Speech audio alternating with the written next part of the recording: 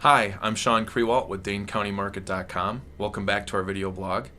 Today we'll be discussing selling your home and buying a home at the same time.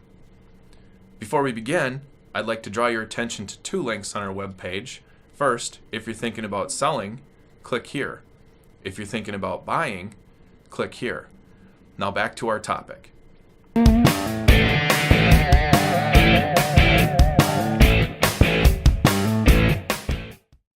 This past weekend we met with a couple who needs to sell their house and then they'll be replacing it with another house. So we sat down and discussed what their options are.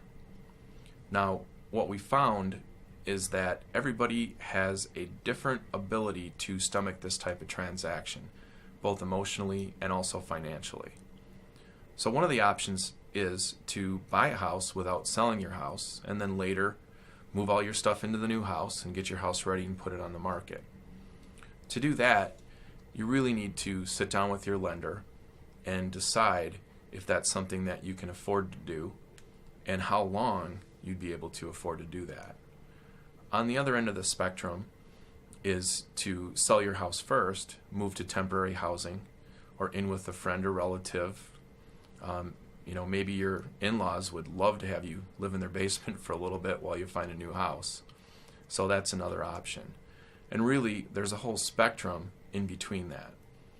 So many people try to time it so that we put their house on the market, get an accepted offer, and in the meantime, before their house gets an accepted offer, tour some houses, pick out a neighborhood, and then as soon as their house gets an accepted offer, to put an offer in and get an accepted offer on their new house. So that's usually the goal, and then we usually fall somewhere close to that. So if this is the route you're going to take, or you need to take, to close on your house first before you purchase the other house, then we'd write in what's called a bump clause.